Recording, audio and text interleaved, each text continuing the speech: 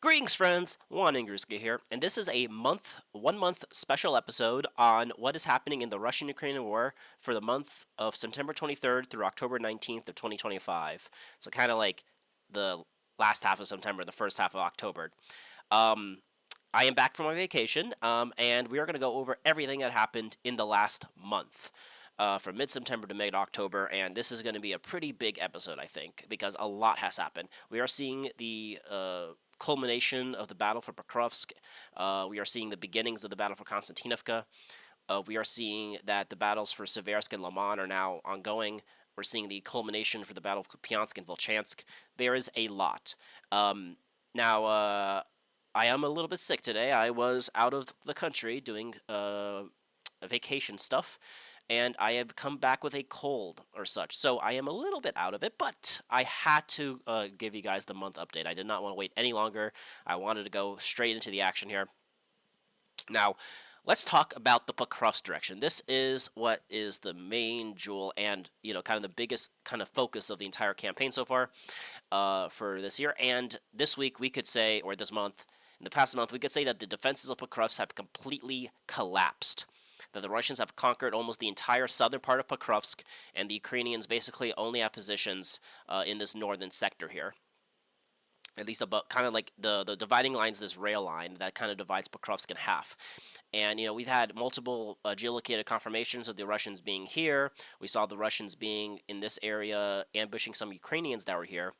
Most mappers even are saying that this giant citadel to the south would collapse. I thought, the Ukrainians would hold on to the citadel very strongly because it's a very fortified area, but and then also this kind of center part has a bunch of high-rise buildings as well. It seems like this has been captured by the Russians as well. Now you can see on this map that it's a huge gray zone, and now depending on the state of the southern part of Pokrovsk is up to the mapper. So now the thing about this war, we kind of saw it in a way up in this Dobropilia area, which is kind of part of the Pokrovsk direction. About it's not as straightforward as the Russians are on the red line, and on the blue area the Ukrainians are. It's like they are very intermixed, and the front line is less of a solid front line and very more of a liquid front line.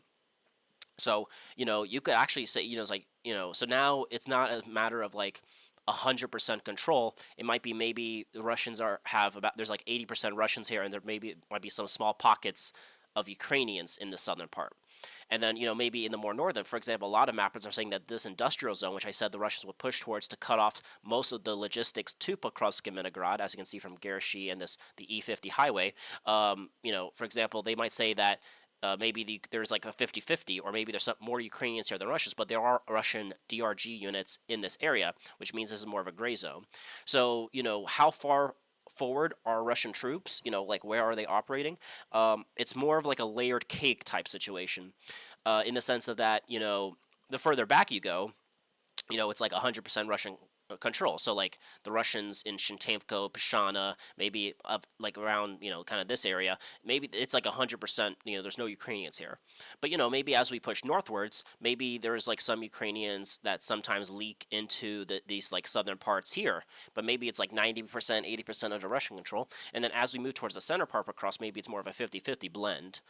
Same thing here. And then like as we crawl into the Ukrainian space, we see that. Essentially that maybe it's now more like in this area, in the train station, and in this area maybe it's 60%, maybe 2/3 Ukrainians, but there's Russian operatives, there's Russian troops in here in this area.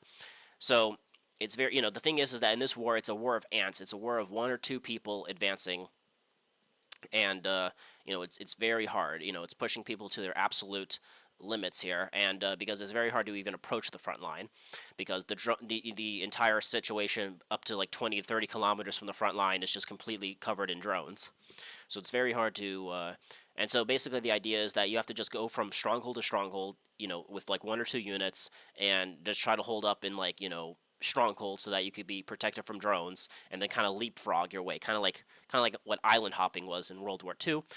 It's kind of like just hopping from point to point until you could secure a tactically important position. So if the Russians take Pokrovsk and Leningrad, which they're slowly doing, this gives them a huge urban agglomeration to accumulate forces. So that way, when they start advancing towards Dobropelia, they don't, they have a place where they can accumulate thousands of soldiers. While as, right now, there's a bunch of these smaller towns which can't accumulate as much soldiers, and that way, that's why you only could put forward so little people. And then also you want to take like higher ground. You want to take maybe something that's a very strong stronghold. Maybe some very important warehouses or like a mining shaft or something. Kind of like, for example, taking the Rudinsky mine, which allows the Russians to accumulate a lot of forces in this area. So, because, if they didn't have the Rudinsky mine, before that, it's just a bunch of, like, there's some trenches, there's some man-made structures, but, there's, as you can see behind here, it's just a bunch of small little hamlocks, nothing there, really. So it's very hard to accumulate Russian forces here, but taking this Rudinsky mine allows them to accumulate forces to then start attacking towards Rudinsky. So, but again, it's a very hard match to even get here. The Russians might be trying to move up from this area, but then even at this point back here, they're getting shelled, and they have to move slowly by motorcycles and things like that. So it's a very interesting situation. So it's a bit more complicated than what mappers might show, but it makes it a lot harder. But so when we say it's under Russian control, we're basically saying that it's mostly under Russian supervision, but it can be possible that the Ukrainians slip in there. So it's that's generally speaking, that's something to keep in mind. So yeah, the battle for Pokrovsk is ongoing. We talked about how the battle for Pokrovsk started once the Russians started entering this western part.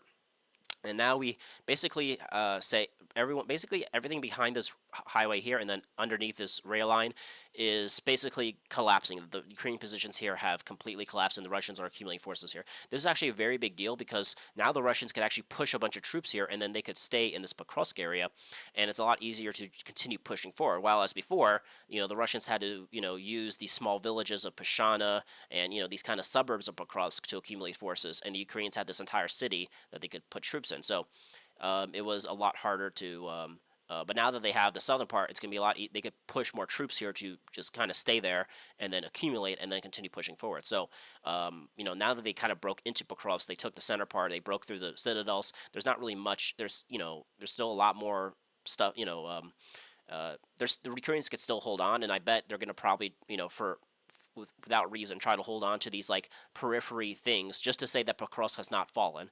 The Russians will take 90% of it, and the Ukrainians will continue sending troops here to deny that the Russians have it, just like they did in Toretsk. But in any case, but the before the Ukrainians could say that they controlled almost all of Pokrovsk, but now it's like 50-50. So if the Russians could take this area and liquidate all the Ukrainians that are, the little pockets that are remaining here, and continue accumulating forces here, and continue pushing DRGs deep into here, because as you can see, there's just a bunch of, low-level residential areas here. This area has more high-rise buildings for business and industrial sectors, but it looks like the Russians are actually pushing towards here, which I said they would do, because this cuts off a bunch of highways and supply routes. So yeah. So Pokrovsk the battle for Pokrovsk is in its final sways here, and we shall see how the Russians continue accumulating here. Also, the battle for Minograd basically started. The Russians have entered the peripheries of this town. Before we talked about how there was like this giant gray zone here, but because of some geolocated confirmations, we now know that the Russians are much more insecure of, let's say, Novokodomichnya than what mappers were saying before. Also, besides this, we saw the Russians doing a massive attack in the southern area towards the villages of Baladan and Kolodasky here, and that the Russians have captured these two villages and are now entering this kind of eastern part of the southern part of Minograd, this area right here. This kind of coincides with the Russians breaking through in the southern part of Pokrovsk, because and so now the Ukrainians might say, maybe you don't want to defend the southern part of Minograd, we want to retreat back towards the center of Minograd, just to kind of slowly push backwards.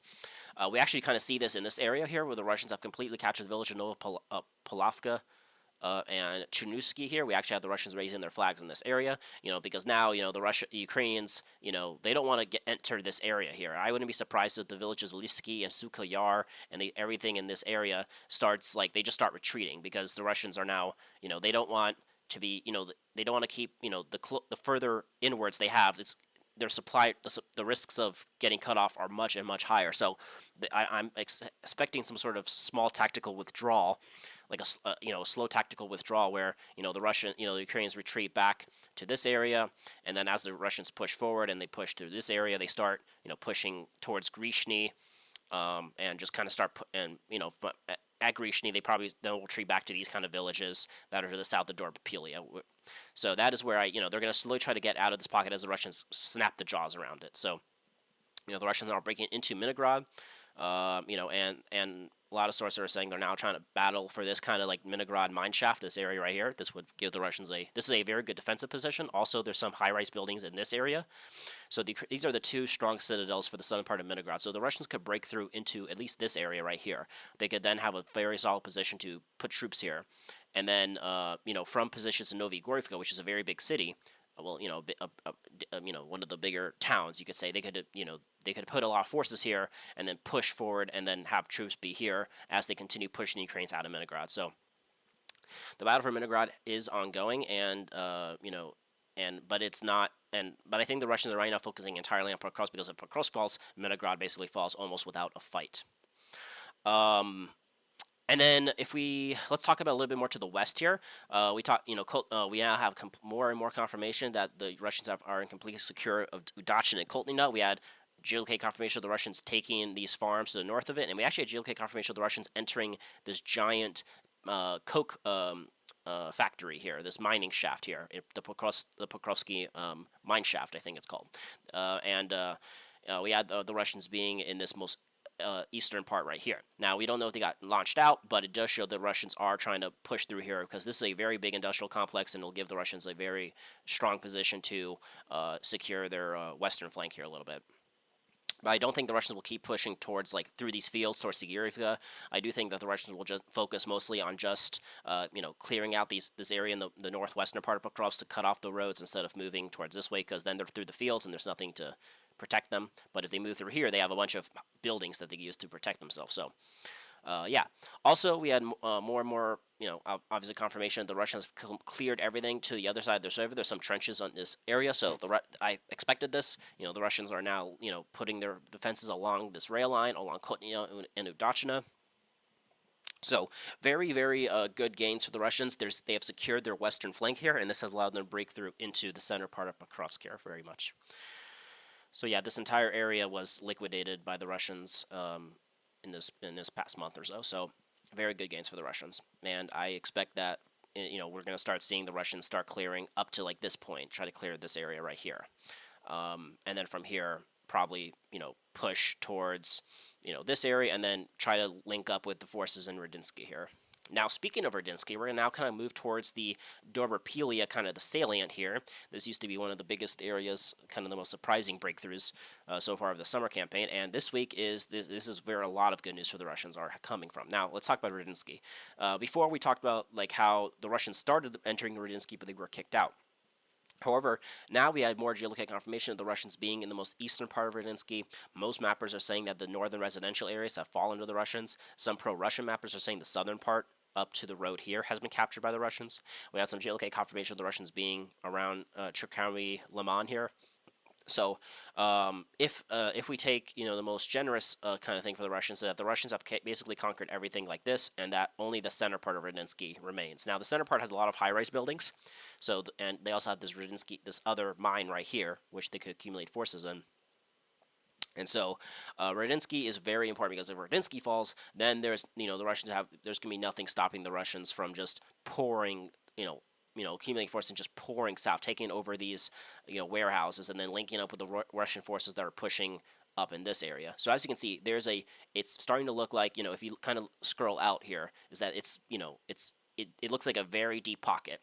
And if the Ukrainians can't push the Russians out of Radinsky, or prevent the Russians from accumulating in these warehouses in the northwest of Pokrovsk, then they're doomed. So if the Russians take Radinsky fully, like this, and the Russians take the warehouses and secure themselves in the northwestern part of Pokrovsk, I'm saying that Pokrovsk and Minigrad are done. At that point, it's just a matter of a week or two. I mean, obviously it might take a while because of how small the defenses are, but at that point the fate is sealed for Pokrovsk and Minigrad if Radinsky and these northwestern warehouses fall to the Russians. So, Um, and then at that point there'll be only like one road left. But then the Russians will be pushing southwards, and we already see that this is already a road of death. Anytime the Ukrainians try to send troops here, they are completely targeted by FPV drones, and the more and more routes that are cut off physically, the less the drones have to. There's more places the drones can concentrate, and it makes leaving this area a lot harder. So, yeah, that is what's happening there. So yeah, the battle now, the Russians are pouring into Rudinsky, and we shall see how that develops here. So my guess is that the Russians will try to accumulate in the residential areas in the north here, probably try to cut off the areas in the south here, and then try to put maybe a squeeze from the south and from the north here. That is what I'm thinking they're going to do to try to push the Ukrainians out from the center. Now, if we talk about the Dnipropetrovsk salient in general, in this area here, is that this past month basically has been a battle of the Russians regaining the initiative here. Before, it was the Ukrainians that were on the attack here constantly, where they were squeezing out, and I was actually expecting the Russians to withdraw from this pocket because of how dangerous it was getting towards the end of September or so, or like by mid-September or so. However, we have seen the Russians regain the initiative. The Russians have pushed back and have retaken the village of Novoshakovo, Ivanovka, and Dorozhny. And I've talked about this before, that if they actually want to secure their lines here, I said they would have to maybe line up against this rail line with these villages of Novoshakovo, Dorozhny. We actually had geolocated confirmation of the Russians being in Vilna. Now, pro-Ukrainian sources, I think it's complete cope, because I have not seen any geolocated confirmation of this. They're just literally pulling shit out of their ass. Of basically saying, oh, we've actually captured Vilna, and we're about to take back Kharkov, and we're about to cut off this entire salient here. But while they continue making, these beautiful reports for their mappers, actually what video confirmation shows is that the Russians actually are, in Novoshakovo, in Dorozhny. Now, there is counter back and forths, and so it's very, again, this is one of the most fluid areas of the front line. But, right now, the Russians have a much more better, their western flank here has been pretty much resecured. Now, I could be wrong. Maybe there's some video I haven't seen, or maybe there's a video that will come out showing the Ukrainians doing some counterattacks here and, taking more of these fields around Vilna. I have not seen them, but, that is definitely a possibility. That if that's the case, then, it's not as dangerous for the Russians as, the Ukrainians breaking through towards Dnipropetrovsk here. We had before we have to understand the Ukrainians had everything behind this red line here, and they were in Panovka and they were entering Novotororetska. So I can see in my this area right here was like there was like a very small window here, and I thought the Russians would have to withdraw completely, but it seems like the Russians have regained the initiative, and even if it at worst for them that the Ukrainians are counterattacking here, they would maybe have to retreat from Kharkov, but they'll still have positions in this area here, and it's they loosen their salient a lot more, so it's not as deadly as if the Ukrainians were pushing here, because if the Ukrainians broke through here and took everything up here, then that would have threatened the push towards Rudinsky. It would have, and that again, if they were able to cut off Rudinsky, then it would have been a lot harder for the Russians to complete the attack towards Pokrovsk and Leningrad here. So, a lot of big gains for the, so this Dnipropetrovsk salient is a lot more secure for the Russians, and that is just map up, what Ukrainians say. According to geolocated confirmation, we have the Russians being in Vilna, we have the Russians Dorozhny here, so the western flank here is a lot more secure. Along with this, the Russians are trying to secure their eastern flank here, their northeastern flank here. We had the Russians retaking Panovka from the Ukrainians, we had the Russians going into Volodymyrovka and taking it back with a big Russian assault, and we also had the Russians taking a bunch of these fields to the east of Shakova, and Shakova is the main hub for the Ukrainian resistance towards for the eastern push. But now that the Russians have been kicked the Ukrainians out of Panovka, Volodymyrovka, now they're much more secure. But if they want to be completely secure, I've always said that one of the things the Russians have to do is take Turetsky and Sofivka, or at the very least just take Shakova. And there seems to be a lot of attacks happening on Shakova from multiple directions, but it seems like we don't have any confirmation yet the Russians have entered it. But the Russians are trying to attack it, and the Ukrainians know that the importance of Shakova, the Shakova pocket. and they are fighting it for very fiercely. They have the first Azov brigade here. They have a lot of good brigades here, because they understand that if the Russians take everything like this underneath this red line, then their not only is their western flank secure, then their eastern flank and northern flank is completely secured, and this would be a very good area for the Russians to continue expanding. So they're really trying to hold on to Shakova, because Shakova is kind of their not ace in the hole, but like it gives them the possibility to continue pressuring on the Russian flanks here. So we shall see how that develops. But yeah, so right now the Russians are pressing on multiple angles on Shakova, and we shall see how that develops. Alrighty, that is the Pokrovsk direction. Yeah, now we're actually going to do a bit of a skip and a hop. We're actually going to go to the Kupyansk / Kharkov directions, this kind of area from Volchansk to Kupyansk, because this is also where another battle is coming to an end. And before this, I thought the people in Kupyansk, I thought the Russian command here was retarded. I thought this was very I thought this was beautiful reports. I thought there was no way the Russians would actually do this, but it seems like the battle for Kupyansk is almost at the end. It's kind of the same thing, almost towards Pokrovsk. And now the same thing like Pokrovsk is happening in Kupyansk. Just when we see this area colored in red, that just means that it's majority under Russian control. Same thing with this kind of southern part of the southwestern part of Pokrovsk here. Maybe the citadel has maybe 70% Ukrainian control, but there is Russian operatives operating here. Maybe same thing with this area here. So maybe more to the north here, in this kind of northern area, we have maybe 90, 100% Russian control. Maybe in the center here, because what was happening throughout the time was that the Russians were kind of breaking through along the river here, and they were kind of moving along the train tracks here. And so the Ukrainians actually had like a bit of a pocket here that didn't get liquidated until last week. So what the Russians did was kind of do like almost a physical encirclement almost. But it seems like most of the Ukrainians got out. But again, maybe there's still some Ukrainians hiding out in some basements in these high-rise buildings here. Maybe there's some they're like intermingled. It's very much a flush, a mixture of Russians and Ukrainians in this area. But maybe there's still some in there. Just because it's fully covered in red does not mean there's no Russians here. Same thing with when it's blue. So a lot of sources are saying the Russians are trying to now use their positions here to enter the other side of Kupyansk on the other side of the Oskol River. But maybe it's just DRGs. But just because it's fully blue does not mean maybe it's 100% Ukrainian control. It could be that it's maybe only 70 or 80% Ukrainian control, and there's Russian operatives operating here. It's very fluid. But that being said, that the Russians have taken more and more of this area. We had some more geolocated confirmation of the Russians being in the center part, and I think we also had I saw a video of the Ukrainians doing a counterattack and trying to attack the Russians in this kind of southern part of Kupyansk here, but their tank got destroyed. But that does show that the entire it seems like the entire western part of Kupyansk is about to be taken. We don't. I think the southern part here is still being fought over. So, but once this falls, I think the Russians will push a little bit out towards this way, take a few of these forests, take Soblublivka, Moskovka, and then from here, it's interesting. I actually don't know what the Russians will do because, again, if they continue pushing maybe southwards, there is, I think the idea is that they want to link up with this area near Krulaktovka towards Senkovka. But as you can see, from Kupyansk to Senkovka it's pretty big. It's pretty big, and this, as they push southwards, they expose their entire flank towards Ukrainian positions, in this area. And so, taking Kupyansk is like the major logistics hub, but that doesn't mean that the Ukrainians on this side of the Oskol are completely cut off. There's a bunch of pontoon bridges here. Now the Russians have been destroying them, and, obviously the Ukrainians have a bunch of positions in Petropavlovka and Kupyansk, Volozhevsky. This is another big town.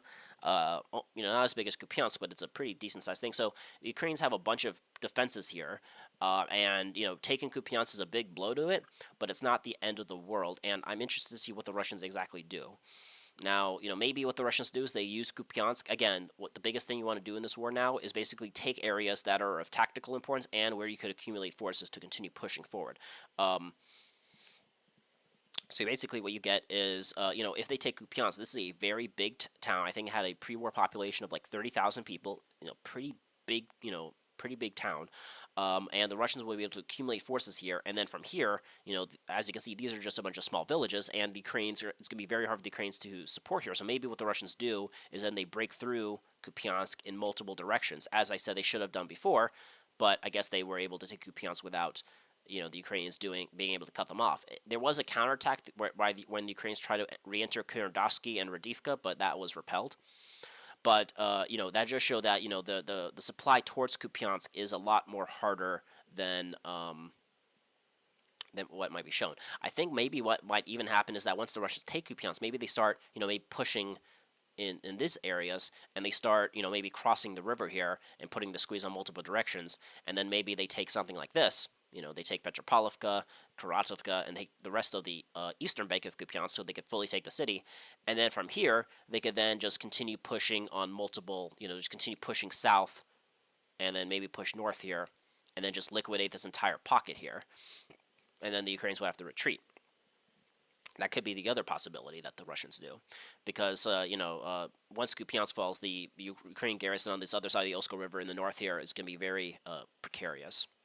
But I do think the Russians will want to take that just so they could have very good lines of supply, because then at that point they won't have to rely on Durichnia and this river here. They could then use Kupyansk could be the center of the new Russian push towards to liberate the northeastern part of Kharkov, because I think that's where the Russians will be pushing after the fall of Kupyansk, and Kupyansk will be a very good forward operating base for that. Now, speaking of that, there's been a ton of updates in Volchansk. Now, this area has been completely dormant for like a year or so. It's like once the Russians, they took the northern part of Volchansk, but then after that, it's been like really dormant for a long, long time. But it seems like what the Russians are trying to do is put a bunch of squeezes here, and I've always said that, I always talked about how this would be a very good place for the Russians to attack, because, again, this is right on the Russian border, where they could accumulate forces easily, and they could move along this river here, the Seversk Donetsk River here, which gives them a protection on their right flank, or on their western flank here, and, from here, they could then link up with, until they push towards this area here, where it starts, where the Seversk Donetsk River becomes smaller, and then they could then just take everything like this. So as you can see, this could link up with Kupyansk, and then this entire western part of Kharkov, a big chunk of Kharkov Oblast will be taken by the Russians. This not only helps protect this area of Belgorod, but it also allows them to then continue pushing south, and then kind of push towards Izum, kind of like what they did in 2022, which I think is, with what we're seeing in Lyman, is that what they want to do is then collapse this entire area on the other side of the Oskol River, and then basically retake everything that was lost in the 2022 Kharkov offensive by the Ukrainians. But I think the first part is to take everything up to like around this point. And if they could take everything like this, in this part of Kharkov, this would be a very good game for the Russians. Very good game. And then they'll continue pushing south, and push along the river, and push towards Balaklia and Izum. So I think that is the main goal for the Russians here, because the river goes something like this, the Seversk Donetsk River, something like that.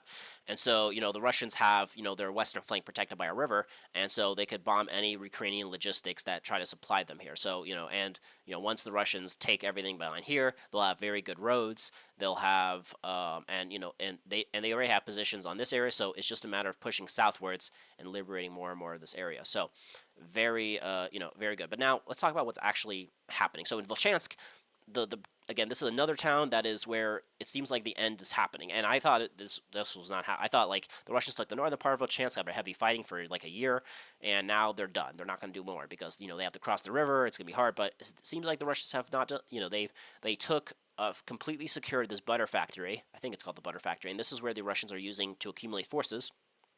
And then they broke through, according to a lot of mappers, and have taken all of western Volchansk. So this entire residential area in this forest was taken by the Russians, this area right here. Now, the Ukrainians have the southern Volchansk citadel, which has some high-rise buildings here, as their main area of operations, where the Ukrainians could hold off the Russians. But I think the Russians will try to break through into this area, because but it just depends, how much forces the Ukrainians have here. Maybe they stripped bare this Volchansk area because it was so, very small. There's no fighting here, so maybe they took the forces out of here to supply other directions. But the fall of a chance will be a very big gain for the Russians, because not only will it give a very big town for a forward logistics base in Kharkov, so they could continue pushing southwards. They could maybe move along this river here. But I think that once they take Volchansk here, I think the Russians will continue pushing southwards here, maybe, continue pushing this way, and, and we shall see how that develops. Again, they're putting pressure on all this area because I think the main goal for the Russians is they're going to try to push south here, and then the Russians from Kupyansk are going to push west, and then they try to meet up and put a lot of, as they can take more and more land on this area and take more and more land in this area, the logistics for the Ukrainians that remain on the rest of this area will be very much complicated. It'll be very, very hard for the Ukrainians to supply their troops here. So, along with this, the Russians said they finally took back Tika, which is another a small village on the western flank here of Volchansk here. So, that happened as well. So, basically, the key to Volchansk now is the southern citadel here, and if that falls, then it'll be game over for Volchansk as well. But as we can see, the Russians are already out on the outskirts here. Now, again, we don't have as much geolocations as we want, and it could be very much more fluid. Again, like Kupyansk and Pokrovsk. We don't know if if the Ukrainians are still in this. Maybe there's more of a fluid area. But so it just that's the thing, is that if say, and that determines like what we could say, like just because the map says this is Russian or Ukrainian, it's like, oh, well, we counted it as Russian, but it's like 50-50. Well, then, the Russians won't be able to accumulate forces here because there's still a lot of Ukrainians here. But if it's more like 80-20 or 90-10, then the Russians, and just some small like little pockets of Ukrainians here, then the Russians will be able to still use this as a forward operating base to continue pushing forward. So that information we just don't know. We just don't know. When it comes to the front line, like, what's the extent of, like, is this 50-50? Is this, like, just a giant gray zone? Is this mostly under Russian control and just some Ukrainians? Is this fully under Russian control? So, that's just, we just don't know. That's the thing. And basically, it's just, we have to just keep getting data. We're like scientists. We have to keep getting data to see what actually is the case. Along with this, the Russians also, as we mentioned, opened up, this other area in, just another pressure point here. We had 100% confirmation the Russians have taken Ordotnia. I'm pretty certain they're probably going to take Ambarnia next. The Ukrainians have a bunch of positions in these kind of row of villages right here because they're along a river. They kind of all connect here. So the Ukrainians probably have, this is where their defenses is. And I'm guessing that what the Russians want to do is maybe clear up this area here, maybe link up, this area here, take out a bunch of these villages here, and then force the Ukrainians to retreat back here, just so they could continue, pushing the Ukrainians further away, so that they could accumulate forces in Veliki here, and be able to be less molested by Ukrainian drones. So it's just another pressure point here. But we now know Ordarnia has fallen to the Russians. Alrighty, that is the Kupyansk. Oh, and also, in this area, the Russians are also pushing in this area here. It seems like, the Ukrainians are trying to retreat back to their kind of forward defenses around Kupyansk here. Because of this, we saw the Russians take back the village of Pashana. This is the thing is that, the Ukrainians are having a hard enough time just supplying their their forces on the other side of the Oska River. And then, but then it's a lot harder for the Ukrainians trying to support, these forward operating bases in Pashana and such. So that, I think the Ukrainians are doing a gradual withdrawal towards their main positions in this area. So that's why we saw the Russians be able to retake, or be able to take Pashana here.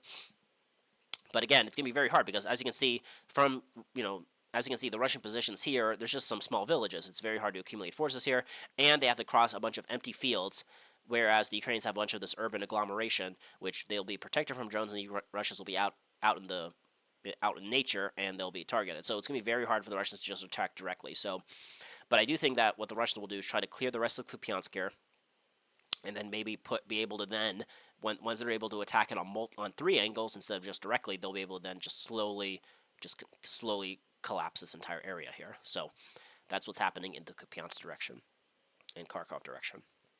Alrighty, now we're going to go to where we usually go. I used to call this the Prozny direction, but I'm just going to call this the Dnipropetrovsk direction, even though technically this is like towards, it's hard to determine like what's the direction. For example, the troops here are going towards Gliopolia, which is in the Zaporozhye direction. The troops near this kind of tip here of the Donetsk Oblast are pushing towards Prozny. So it's if I call it the Prozny direction, that might make sense, or the Novopavlovka direction, that makes sense for maybe the troops here. But I also include the Russians pushing towards here as part of the part of the Prozny direction, even though they're not really pushing towards Prozny, they're pushing towards Gliapolia. So I'm going to call this just the Dnipropetrovsk direction, because generally speaking, I think it's just good. I have the Kherson, Zaporizhia, now we're going to have the Dnipropetrovsk direction.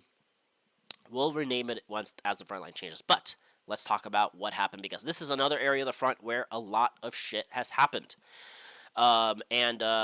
Let's talk about here. So right now, the biggest thing is Russians are pushing through into the Zaporizhia Oblast, into the Dnipropetrovsk Oblast, and the main thing here is that they're trying to cut the main highway that links up one of the main Ukrainian defenses of Zaporizhia, the Gliapolia, with one of the main one of the first big towns in Zaporizhia in the Dnipropetrovsk Oblast, Pokrovsk, not to be confused with Pokrovsk.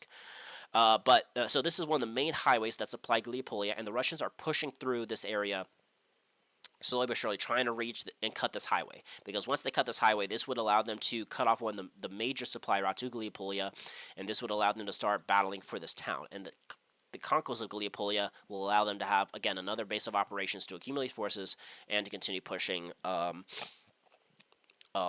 westwards here and northwards. But the main thing that's there's two defenses. There's now before they could reach this highway, there is a one line of defense called the Uspenivka defense fortified area, the Uspenivka defense line. It runs along a river here, the Molkayara River, I believe. If I scroll in here, the Yanchi River, the Yangtze River from China.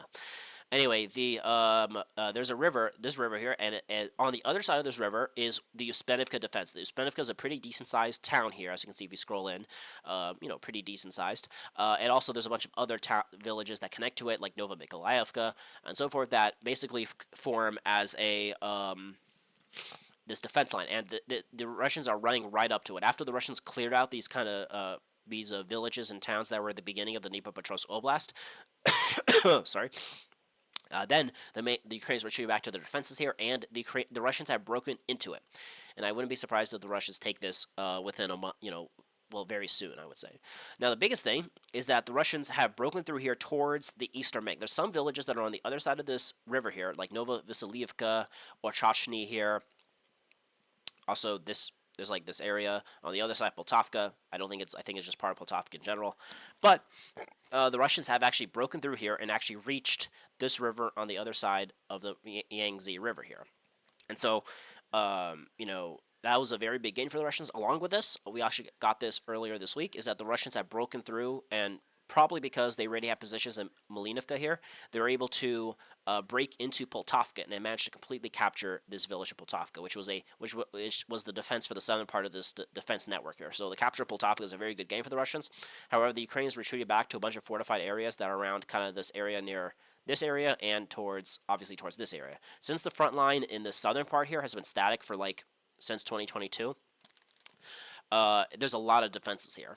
And so, the Russians pushing north from here would be very complicated. But the Russians pushing from the east here is going to have more easier time, because the defenses were kept in mind to attack from an attack from the north, not from the east. So now, it looks like what the Russians will probably, so the Russians took kind of this huge area up until this area here. So yeah, all this area here was captured by the Russians in the last month. Very good gains. And we saw the Russians continuously bombing Uspenivka. I think what the Russians are going to try to do now is push towards the north here. We actually had GLK confirmation of the Russians being in Privilia here. We had the Russians raising their flags here. And so that means that the Russians are operating in this northern sector here. And I think one of the main goals for the Russians is to take the village of Vishana here. As you can see, this is a very decent, just like Poltavka, this is like where the Russians go accumulate forces, and it'll be a very good place for the Russians to hold on and kind of, have some very good defenses in this area, because once they have Vishana, any Ukrainian counterattacks from the north here, they'll be able to hold them off here a bit more better, instead of just guarding these kind of very small villages in the middle of the Dnipropetrovsk Oblast. But once they have Vishana, I think what they're going to do is continue pushing, try to take Brivilia, try to take a bunch of these fields right on top of Uspenivka, and then just try to put the squeeze on Uspenivka from the north and from the south, and then finally take it. And so the main goal for the Russians here is to capture Vishana and the Uspenivka fortified area. And from this point, then the Russians will then just probably push through here, try to cut off. And I think there's a river that goes down like this. It's like on the other side of the highway here. So I think once they capture this area, the Russians will then cut the road here, and then probably move down along the river, and then just slowly but surely, start, taking more and more of these fields here, right up until they get to the northern part of Glyapolya here. So I think that is what the goal is for the Russians here. So, but right now the Uspenivka fortified battle is where all the action's at. So we shall see how that develops. Along with this, more in the north here, the Russians have completely captured the village of Novy Gorivka, of Verbova, of Oleksivka here. And so, we have the Russians raising their flags in these areas here. So, again, they're just continue pushing towards this area.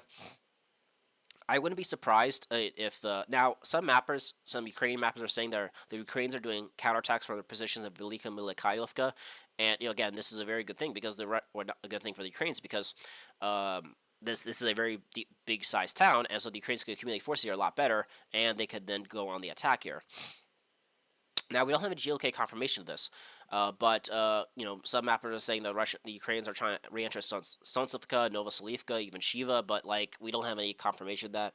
So I'm still waiting, but I do think the Russians were able to retake this area because if the Ukrainians did enter here, it's just very hard for them to hold their positions here. It's a lot easier to hold on in Velika Mikhailivka because you have a river, you have this big town. So I think they're just going to leave the Russians in this area. I do think what the Russians might want to do is reach the Vochka River, take Orestepopol, and so that way they could then use Orestepopol as just to cock block any Ukrainian counterattacks from this area. And so, yeah, that's what I think the Russians will do here. Again, also the Russians are pushing for Shana here. We also saw the Russians bombing the bridges on the Pokrovsk area. I think they bombed this bridge here and this bridge right here. So, again, they're trying to cut off the logistics of the Ukrainians in this area. So, the Ukrainians on the other side of this Vochka River are in very deep trouble here. But, the supplies are getting cut off, and the Russians are pushing deeper and deeper into the Dnipropetrovsk Oblast here. So, very good gain for the Russians in this area. Now, along with this, the Russians are making a lot of progress around the Novopalovka area. The biggest thing, according to Russian sources, is that the village Ivanovka is now, the Russians are about to take this village. We just have GLK confirmation of the Russians being in this most eastern part of Ivanovka, but some pro-Russian sources are saying that, the Russians are infiltrating this area, and that it's this kind of fluid area between Russians and Ukrainians. And so we don't have any GLK confirmation of that. We do have GLK confirmation of the Russians being in this eastern part, but it does, as I mentioned in my previous videos, I do think the Russians are going to try to create a bridge here in Ivanovka, just so they could then put the pressure on Novopalovka, which is one of the big Russian goals for the Russian offensive here, because taking Novopalovka would be, this is a pretty decent-sized town. It'll be a forward operating base, and it'll push the Ukrainians back towards Prosny and towards the Prosny-Mazova line here. And so, if the Russians got this, they could have a foothold in the Dnipropetrovsk Oblast here. So it would be, and it also secures their western flank in Pokrovsk a lot better as well. Along with this, we saw that the Russians have completely captured the village of Filia. Before, I thought this was just a gray zone. I thought they entered it to raise their flags to say they have and then left, but we actually have more GLK confirmation of the Russians being in these fields here. And so a lot of pro-Russian sources are saying that this entire area between Filia and Gorovka, this kind of southern part here, has been completely captured by the Russians. So kind of Filia, Dachna, and then everything below this red line was captured by the Russians, and the Ukrainians fell back to Novopalovka itself. We also have more GLK confirmation of the Russians being in these fields around in the southern part of Moravka. So it just show that the Russians are securing themselves here. I don't think the Russians will be pushing towards this area because there's, these villages are very small. They've been completely destroyed. Remember the battle for Uspenivka that went for 6 months and such? So I do think that the Russian positions here are a lot more... it's a lot harder for the Russians to accumulate forces here. And so I think the Russians are just going to pause here, and then they're going to try to rely on Ivanovka to wrap up Novopalovka. That's my guess. And yeah, that is the Dnipropetrovsk direction. A lot of big things happening for the Russians. They are focusing on Novopalovka. They're focusing on trying to take the Uspenivka fortified area. They're trying to cut off the main supply hub to Glyapolya. And I do think the Russians are also going to try to push towards Orestepopol. And I do think that probably one of the main goals for the Russians is to take everything below this kind of below this river, and then use that as a natural defense. And then from here, probably also, if we kind of look in the south here, we can see that there's this river here, and so the Russians can reach what is this called, the Harnacha River here, uh, and then push towards Alexandrovka here. So they could then capture something like this, along with Orestepopol, and then this could, then they could start battling towards Velika Milikaivka and Pokrovsk, and they could use Orestepopol and Alexandrivka as like forward operating positions to like accumulate forces. And but they will have to cross the river, so that might be a hard knock. But I think maybe the main goal for the Russians here is to, probably the main focus will be towards Gliapolia. Try to take Gliapolia, take something like this, and then they'll focus on Velika Milikaivka and Pokrovsk. Because once these two big towns fall, along with Novopalovka, then you could start seeing that the Russians will have a very good positions here. And then from here, then that's when they're going to start pushing towards Prosny, and probably also because if they could push towards and then also push towards Novomykolaivka here, and just so they could then push because if they take Pokrovsky and such, they can then use these areas to push into the Dnipropetrovsk Oblast, and then from their positions here, they could then start trying to cut off this highway between Novomykolaivka and Orekov, and then they could start trying to wrap up the battle for Orekov as well. So that's the Dnipropetrovsk Oblast. We're now going to go to the Zaporozhye area, and I'm going to combine them with Kherson. There's actually not been that much changes in Zaporozhye, Kherson, but there's been some changes here. The main thing is that the Russians are continuously battling for Steppenhersk. We had more geolocated confirmation of the Russians being in the southern part, in this kind of like residential area in Primozy here. I think it's now not part of Plavny, it's part of Primorska here. A lot of Russians are saying what their main goal is to try and reach this giant canal here, because not only does this give them a good defense, but from Primorsky they're able to use FPV drones on Zaporozhye itself here, and they're able to start striking places in Zaporozhye with drones. But the thing is that there's so much land they have not taken on the western part here that I think that it's going to be very hard for the Russians to do that, because even now, as the Russians are pushing in towards Steppenhersk, we had more. The southern part of Steppenhersk has fallen. The thing that's holding the Ukrainians are using this line, a central citadel of high-rise buildings to hold on to Steppenhersk. There was also some fortified areas in this area of in the western part of Steppenhersk. So there's some strong fortifications here, but that the Russians need to crack. But even if they do crack it, the Ukrainians are already doing counterattacks towards Mala Sherbaki, Stepova, and we saw the Ukrainians try to do counterattacks in this area. The Russians are still in control of these three villages, but as you can see that the Ukrainians at any time could probably try to attack towards Kupyansk and so forth. So it's very much a how do you say it? They can't push northwards until they clear up this area. So I think if they take Steppenhersk, they can then use that to maybe push towards, this kind of like solar farm. There's like a factory here, some sort of industrial zone here, this power station. And then, they could push towards the village of Luhaski here, Palovka, and try to take a few of these villages in this area. And then once they take, if they could take something like this, right, then they could go towards Primorsky, and then they got a bigger buffer space here. And then from Primorsky, they can then strike Zaporozhye. But besides that, there's been no other changes in the Zaporozhye direction. And then in the Kherson direction as well, there's not been that much. There's some clarifications on, over the time, things we don't really see, but most mappers are updating, is that all these Dnieper islands, these islands that are right here, these islands right here in Dachna, is that the Russians are slowly but surely taking a bunch of these islands here, and they're actually trying to cut off one of the industrial hearts of Kherson, this area right here. And apparently there's some rumors that the Russians blew up this bridge, or at least attacked it. I don't know if the Ukrainians rebuilt it, but the Russians have attacked this bridge, and obviously the goal here is to cut off this industrial Kherson zone. And the idea is that then the Russians could then use this as a forward operating base towards Kherson. But again, the Russians don't have a lot of troops in this Kherson direction, because, and again, they'll have to cross the river, the Dnieper River, which is a very big river, and it's going to be very hard for supply and support. So it's going to be very hard for the Ukrainians or hard for the Russians to attack this industrial zone. But apparently there's some rumors that might happen. Alrighty. Now we're going to go to the Kostyantynivka direction, and in the Kostyantynivka direction, there's been some small changes. We talked about how the battle for Kostyantynivka has begun this week. That is as continuously to be developed. One of the biggest news is that finally, after forever, is that everyone is saying that this Kiblin Balka reservoir, this kind of pocket, has been completely liquidated, and the Russians have captured it. So when when the Ukrainians were holding on to Kiblin Balka, that was really hampering the Russian ability to continue pushing southwards northwards towards Konstantinivka. So the Russians have finally taken that.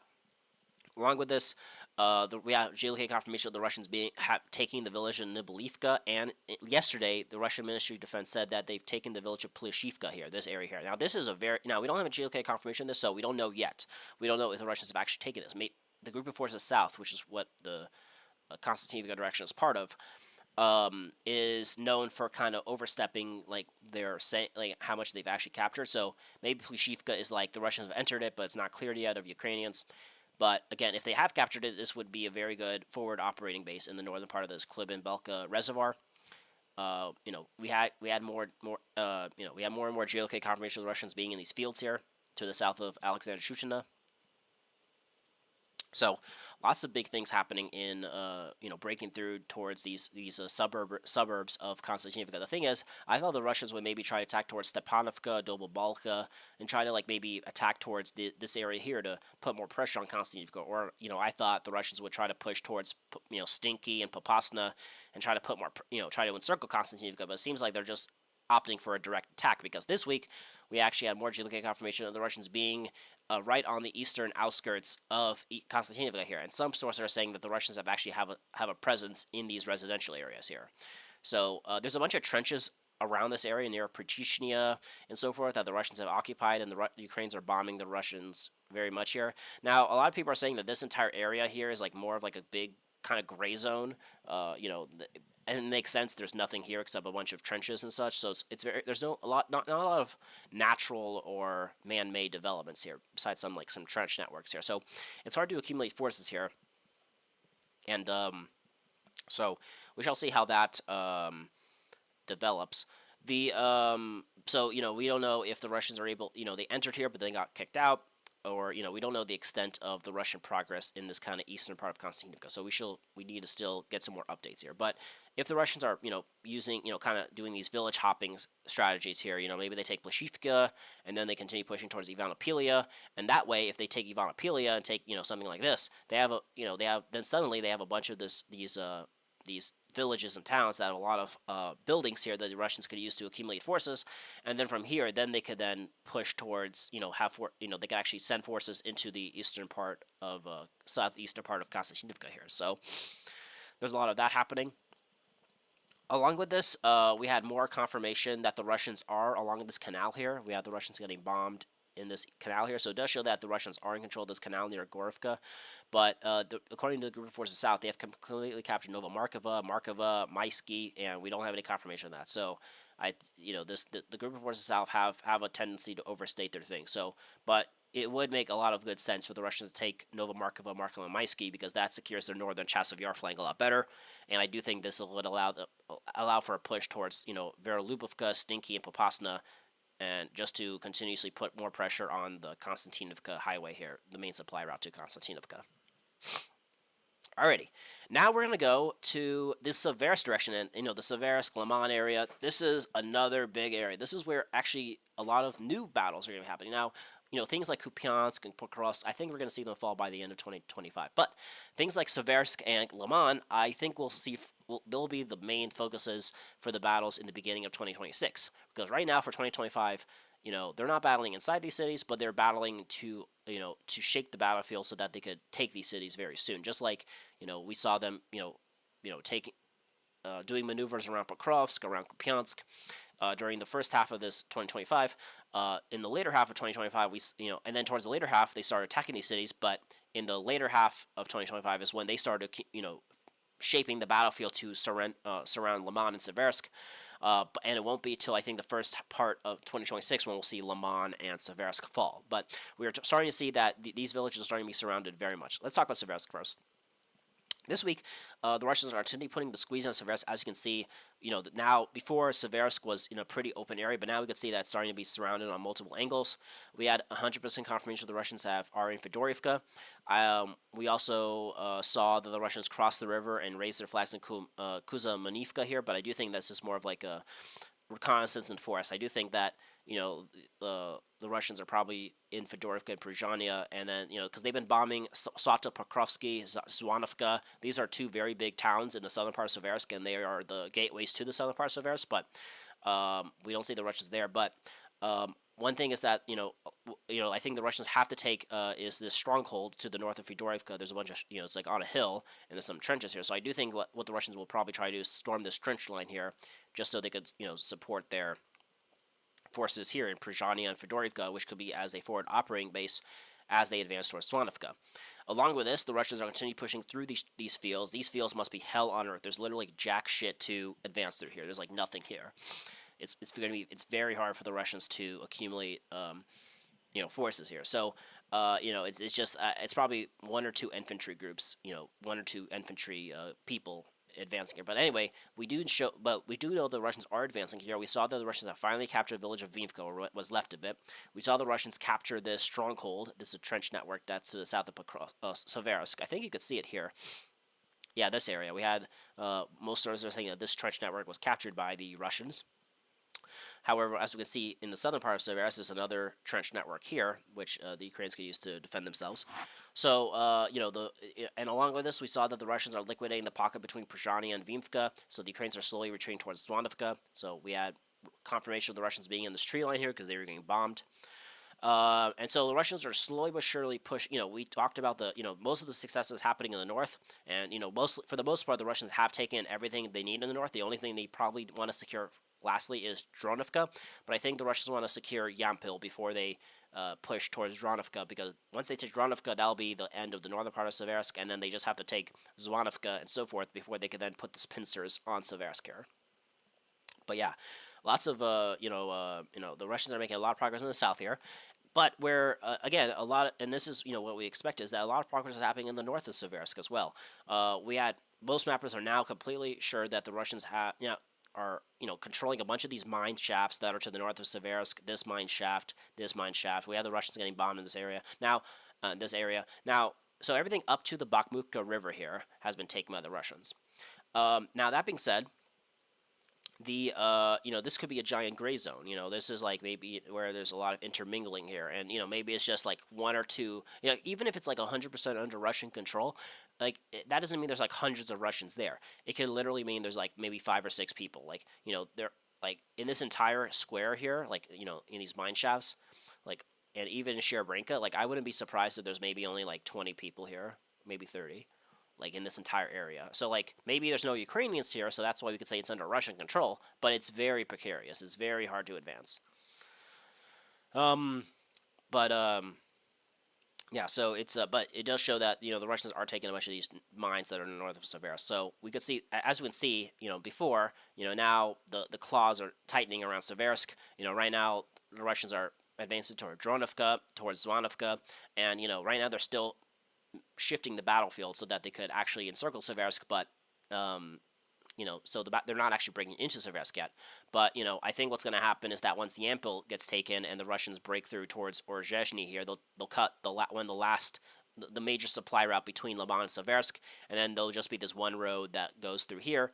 But then if they take Zwanovka and so forth, then there'll just be one entrance into Seversk, and it'll be continuously bombed. So it's going to be very hard for the Ukrainians to support the garrison of Seversk. So I do think Seversk is going to be one of the first big towns to fall in 2026. But right now they're still, right now it's if the Russians could break through in Dronovka and towards and finally liberate Yampil to cut the highway and probably push towards Zwanovka here and take it, then they'll be in a position to actually push into Seversk.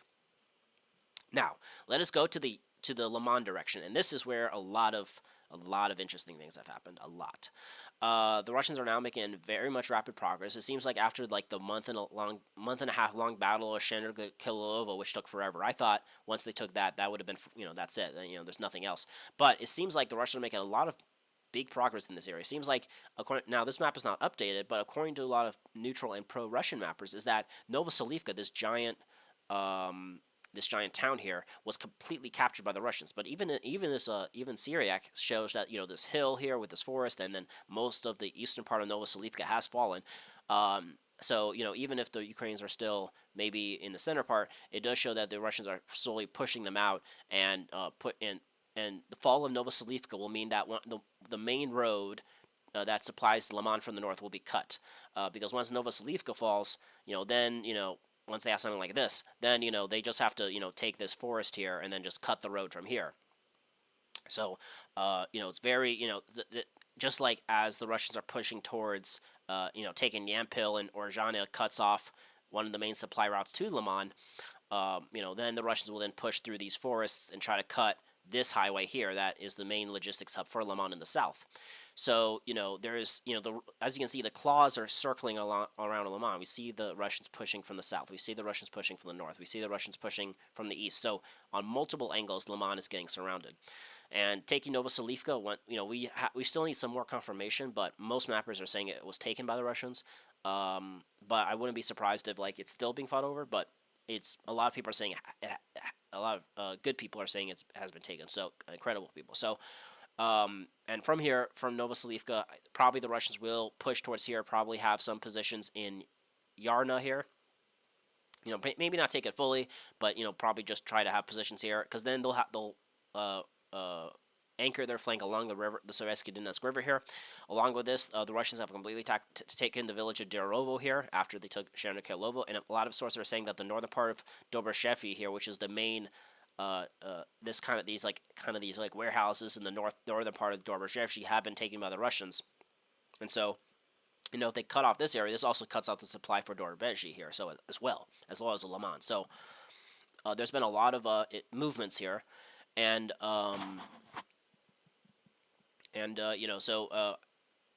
are Novoselivka and Dobrashevy were kind of the gateways to the northern part of Lyman. And so the Russians could take something like this, then that will put a lot of pressure on Lyman. So the main goal for the Russians, right? And again, right now they can't assault Lyman directly, but right now they're shaping the battlefield for future successes. So maybe within a month or two they take something like this, and something like this as well. And they take everything along this river. So if the positions are something like this, then as you can see, then the Russians will be in a position to actually assault Lyman from multiple directions, and they'll be in this position probably by the end of the year. So, and then at that point, then they can storm Lyman in multiple directions. Along with this, the Russians have completely captured the village of Zarychnia and have liquidated this kind of Myrnia pocket right here. We actually had GLK confirmation of the Russians clearing everything in this area. So between Zarychnia and Kolodasky has been taken. I wouldn't be surprised if the Russians also try to storm Stavky, which is on higher elevation. If they can take Stavky, that will be a very good forward operating base, along with Dobrashevy here. Along with this, a lot of pro-Ukrainian sources are saying that the Russians are pushing, taking a bunch of these tree lines, and to the west of Zarychnia. So it's a very good progress of the Russians that's happening here. So how do you say it? It's so it's just the squeeze on Lyman is happening more and more. So yeah, Zarychnia has fallen. Last time we were off here, the center part, I think the southern part was still under Ukrainian control, but I think after the rapid progress in Yampil, the Ukrainians were completely collapsed, and the Russians also have taken a bunch of these this forest area, and that had a bunch of trench networks between Zarychnia and Yampil. Speaking of Yampil, is that before we talked about how the Russians were right on the outskirts of Yampil, but this week we had confirmation the Russians have taken completely the northern part, the north and eastern part of Yampil, and that the battles are going for the center part of Yampil. And right now the center part of Yampil is kind of like a more fluid zone. Maybe Russian DRGs enter here, but then there's still Ukrainian forces in the center part. But once the Russians are able to completely clear them and to completely take the center part of Yampil, then the southern part will be very easy to take, and then from there they'll just then cut off this highway here. So very good gains for the Russians here so far. So Yampil's about to fall, Zarychnia fell, Novoselivka basically fell, the battle for Dobrashevy is ongoing. So Very good gains. And then, kind of the north, actually in the northern part, there's been no changes. For the whole month, there's been no changes. So I'm still interested to see, like, what's the status of Rikadup? What's the status of these areas in the north here? So, there's just been no changes here. So I do think that right now the focus is on Lyman, because once Lyman is like a very strong supply depot, and it's a very strong logistics hub. And so from here, then the Russians could then push towards Lazova, Yakovka, reach the Oska River in this area, reach Stefanhersk here. And from here, this could actually help them, when the Russians are, we talked about the Kupyansk direction earlier in this video. We're now seeing that, if the Russians could take this northeastern part of Kharkov and they push southwards towards Izium, taking Balklea and Izium will be a lot easier if the Russians have completely cleared this other side of the Oska River here, and have taken Borova and Swatohersk as well in Lyman. And so, then they'll be able to actually cross the river on this direction if they want to just link up with the Russian forces pushing in from the north there, so they could squeeze the Ukrainians out of from this area. But I do think, the Ukrainians will fight very fiercely for Izium, because Izium is the gateway to the Slavyansk-Kramatorsk agglomeration, and the Ukrainians do not want to, they don't want to be dealing with the Russians pushing from the north here, from the south and from the north. They want to just, they want to be still have their lines of operation opening here. So lots of things happening. Alrighty, and then there is the Sumy direction, lastly but not leastly. Leastly, because not a lot have happened here. Basically, the main thing that's happened here is that the Ukrainians and Russians are battling over the village of Oleksivka here. The Ukrainians are trying to, push the Russians out of kind of like from this area here, and the Russians are trying to fall back to kind of this line of defense here. So before, when the Russians were in Kondrativka, they had like some positions to threaten Khoton, which is the main defense for the second line of defense in Sumy. But now that, the Russians are about to probably lose Oleksivka, or at least, they're getting... there's back and forth happening here. They lost Kondrativka. Basically, this second line defense is completely secured. But I do think even if they lose Oleksivka, the Russians still have very good positions to secure themselves, at least on this part of the Sumy Oblast, which protects Suchka and all that. So we shall see how that develops. And yeah, that's basically the end of this video. There's also been an intensity in Russian strikes on Ukrainian energy facilities. Finally, we don't know why they've always not done that. There's been more strikes on railway depots. There's been a lot of attacks on the Chernihiv region. I think that's because the Ukrainians actually are accumulating forces here to attack towards Bryansk to show that they could get on the offensive and all that. And then, how do you say it? Yeah, there's been, and then, there's been all these peace talks, but I don't think they'll lead to anything. But yeah, so that's the end of this video. Hope you guys enjoyed this month-long update. I don't know how long it's been, but I think it's been about an hour. But yeah, I hope you guys enjoyed this, probably hour-long video on what's happened in the last month in Ukraine. Be sure to subscribe to my channel. I'm going to go back on a weekly schedule here. And hope you guys enjoyed my weekly Russian-Ukraine war updates. Be sure to subscribe to my channel to continue receiving them. Like this video, comment your thoughts, share this video around. I hope you guys have an awesome day. So aim high and wander on.